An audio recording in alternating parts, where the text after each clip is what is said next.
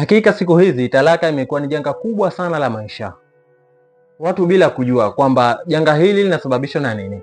Ila ukweli ni kwamba janga hili linasababishwa kabla ya ndoa, kabla ya maisha ya mahusiano ya mume na mke. Janga hili linaanza mwanzo katika familia ya mwanaume, kule alikolelewa kwa wazazi, baba na mama. Baba na mama ndio wanaomlea huyu mtoto na kumkuza katika makuzi. Akuwe katika makuzi gani? Katika tabia yoyote ile, tabia njema au tabia mbaya, inatoka kwa wazazi wake. Tuanze maisha ya mwanamke kwa wazazi wake. Wazazi wengi sana humfunza mtoto wao pale baada ya kujaposa, yaani pale baada ya kuposa mtoto wao, pale ndio huanza harakati za kumfunza mtoto wao jinsi ya kuishi na ndoa, jinsi ya kumtii mume na jinsi ya kulea watoto.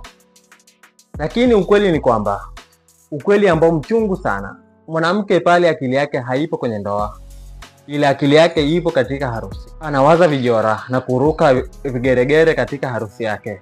Mama, mfunze mtoto wako maisha ya ndoa kabla ya posa.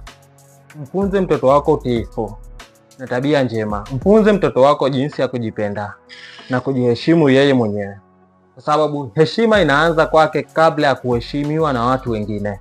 Ataiheshimu ndoa yake.